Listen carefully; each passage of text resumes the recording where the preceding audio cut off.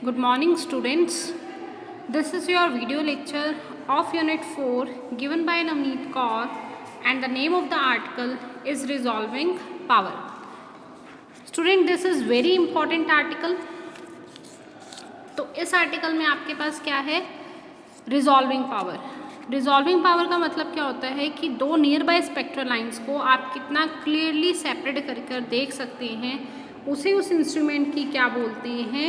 Resolving power. ठीक है. जैसे आपके पास टू नियर बाय ऑब्जेक्ट्स हैं, ठीक है, और अगर आप उन नियर बाय ऑब्जेक्ट्स को सेपरेट करके देखना चाहते हो तो आप उस इंस्ट्रूमेंट की रिजॉल्विंग पावर चेक करेंगे कि आपको कितना आपने सेपरेट करके देखना चाहते हो. कि रिजॉल्विंग पावर मेजर बताता है किसी भी इंस्ट्रूमेंट की कि आप two nearby spectral lines को कितना क्लियरली सेपरेट करके ऑब्जर्व कर सकते हैं. यही इस चीज़ में लिखा हुआ है. अब इसके बाद मोस्ट इम्पॉर्टेंट आर्टिकल है आपके पास जो है लॉ-रेले criteria for limit of resolution. अब इसमें क्या है students? Most important article 4 marks में 6 मार्क्स में आपके पास ये आर्टिकल आ सकता है. लॉ-रेले criteria for limit of resolution. लॉ-रेले एक साइंटिस्ट था जिसने ये क्राइटेरिया दिया to express the resolving power of an optical instrument as an numerical value. लॉ-रेले gave an arbitrary criteria which is known as Rayleigh criteria of limiting resolution. लॉ-रेले ने एक क्राइटेरिया दिया जिसे बोला जाता है Rayleigh criteria of limiting resolution. According to him दो नियर बाय इमेजेस को आप जस्ट रिजॉल्व की पोजीशन में तब कहेंगे अगर centre maximum of one coincides with the first secondary minima of the other and vice वर्सा.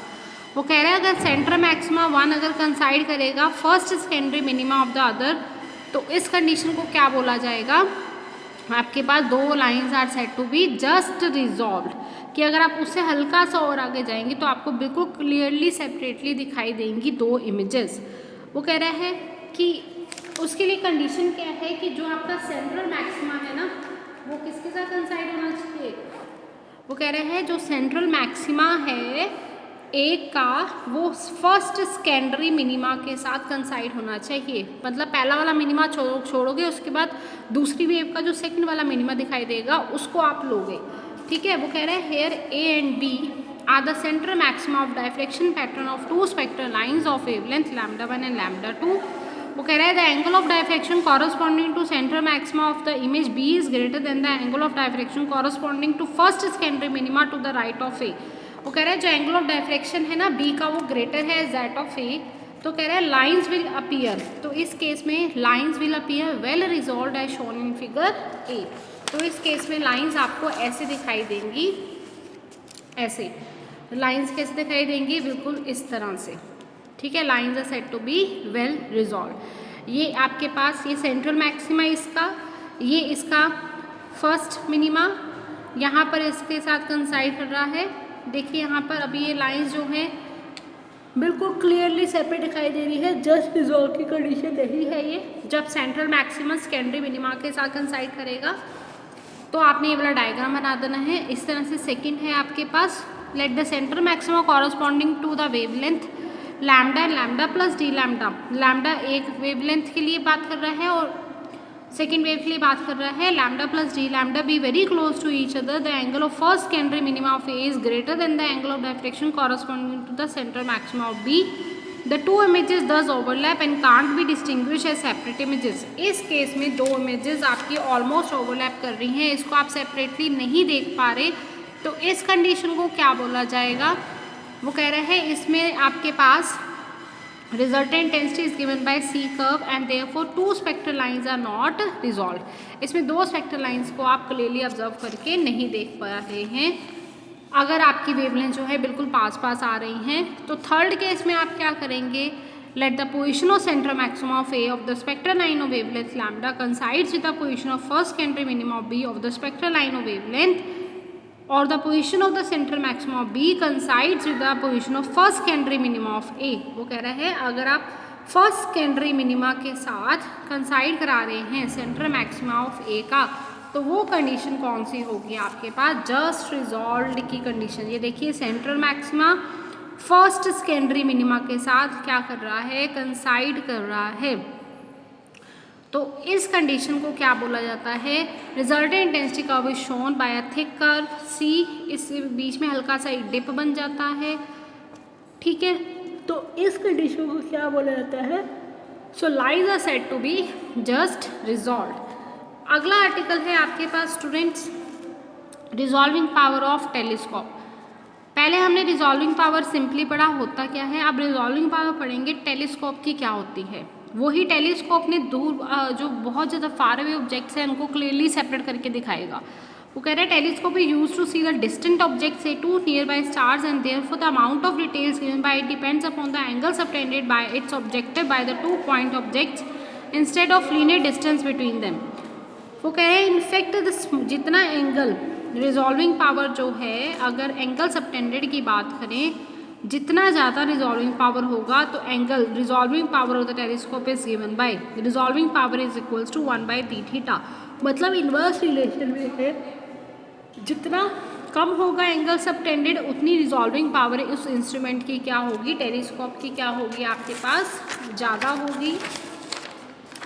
अब इसमें आपके पास क्या दिया हुआ है इस आर्टिकल में आगे, वो कह रहा है Thus resolving power of telescope is defined as the reciprocal of क्या था, कितना d थीटा था, तो स्मॉलेस्ट एंगल हो गया, सबटेंड कर रहा है ऑब्जेक्टिव के साथ bye the 2 distant objects which can be seen. आप दोज डिस्टेंट ऑब्जेक्ट्स आप क्लियरली देख सकते हैं सेपरेट इन द टेलीस्कोप। वो कह रहे हैं to find the resolving power of telescope आपने क्या करना है, let us consider the objective A B. एक आप ऑब्जेक्टिव ले लेंगे A B of telescope having its diameter as capital D. इसका डायमीटर कितना मान लेंगे आप, कैपिटल डी मान लेंगे। Let us consider distant neighbouring object point objects आपके पास हैं like stars, you can consider also, एक ओ है एंड ओ डैश है, इनके बीच में एंगल कितना सबटेंड हो रहा है, डी थीटा हो रहा है, ठीक है। तो वो कह रहे हैं P and P dash with the position of central maxima of the 2 images according to Rayleigh criteria the 2 images are said to be just resolved if the position of central maxima of second image just resolve की condition क्या होगी, अगर central maxima और second image कंसाइड करते हैं first minima of the first image, तो आपके देखिए ना सेंट्रल मैक्सिमा फर्स्ट मिनिमा के साथ कंसाइड कर रहा है, lines are said to be just resolve. तो ये कंडीशन पे आपके पास क्या दिखाई देंगी, आपके पास 2 lines are said to be well just resolve. अब आपने अगर इन बीच में कॉमन पाथ निकालना है तो सेम उसी तरह से जैसे आपने डायफ्रैक्शन किया था, BC की वैल्यू आप निकाल लेंगे, किसके इक्वल होगा, angle subtended is D theta, angle is always form between hypotenuse and base, sine theta की वैल्यू निकाल लेंगे, साइन ऑफ डी थीटा, ठीक है, आपके पास आ जाएगा, ये आपके पास A है, इधर है आपके पास B, ठीक है। तो आपके पास BC की वैल्यू आ जाएगी capital D into D theta. वो कह रहे हैं अगर पार्ट डिफरेंस जो है लैम्डा के इक्वल होगा then the position P dash correspond to first minima of the first image, but P dash is also the position of central maxima of the second image, hence Rayleigh's criteria of just resolution will be satisfied when, अगर d theta lambda के equal होगा, यहाँ से d theta lambda by d के equal आएगा। Circular पर्चा के लिए एरीज ने जो करेक्शन फैक्टर दिया वो 1.22 का दिया, तो आपके पास करेक्ट वैल्यू आएगी ये, आपको 1.22 से भी मल्टीप्लाई कराना पड़ेगा। Well lambda is wavelength of the light use and D theta is the limit of resolution of telescope, the reciprocal of limit of resolution gives the resolving power of the telescope, resolving power होता है 1/d theta, capital D by 1.22 into lambda, this is equation number 5। वो कह रहे हैं from equation 5 it is clear that telescope having जितना ज़्यादा diameter होगा has higher resolving power, resolving power directly proportional to diameter की होगी, ठीक है। The images are also brighter because the lens of large diameter collects more light. वो कह रहे हैं जितना ज़्यादा डायमीटर का आप लेंस लोगे ना उतना वो लाइट को ज़्यादा कलेक्ट करेगा। अगर R आपकी रेडियस है फर्स्ट डार्क रिंग की और सेंटर ब्राइट इमेज की and F be the focal length of the telescope, then अगर F फोकल लेंथ है तो उस केस में आपके पास डी थीटा किसके इक्वल हो जाएगा, R/F के। डी थीटा की वैल्यू है 1.22 लैम्डा बाई कैपिटल D, यहाँ से R की वैल्यू आ जाएगी ये। The central bright disc is called as Airy's disc, तो इस सेंट्रल ब्राइट डिस्क को क्या कहा गया है, एरिस डिस्क। तो यहाँ पर स्टूडेंट जो है आपके पास ये आर्टिकल जो है वो ख़त्म होता है। इसके बाद आपके पास बस इस यूनिट में एक आर्टिकल और रहता है, that is resolving power of plane transmission grating. ठीक है, ये स्टूडेंट्स हम नेक्स्ट वीडियो लेक्चर में करेंगे और साथ में इस यूनिट के न्यूमेरिकल पार्ट्स भी उसी वीडियो में ही डिस्कस करेंगे। तो thank you students, this was all about your today's video lecture. Thank you.